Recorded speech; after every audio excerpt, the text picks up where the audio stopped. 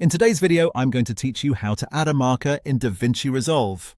If you want to mark an important moment in your edit, like a cue point, a section to review, or a place you want to come back to later, adding a marker is a quick and useful way to stay organized while working in DaVinci Resolve.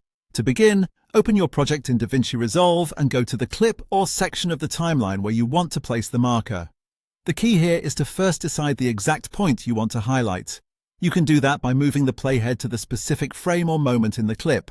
Take a second to position it carefully, especially if you're marking something precise like a beat in music, a transition point, or a note for later editing. Once the playhead is set where you want the marker to appear, look in the toolbar area and find the marker option. You'll see the marker icon along that row. Click it, and DaVinci Resolve will place a marker at the current position of your playhead.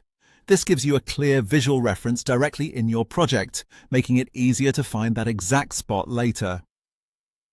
If you want to organize your markers even better, you can also use the drop-down icon next to the marker option. From there, you can change the color of the marker. This is especially helpful if you use different colors for different purposes. For example, you might use one color for edits that still need work, another for important notes, and another for timing cues.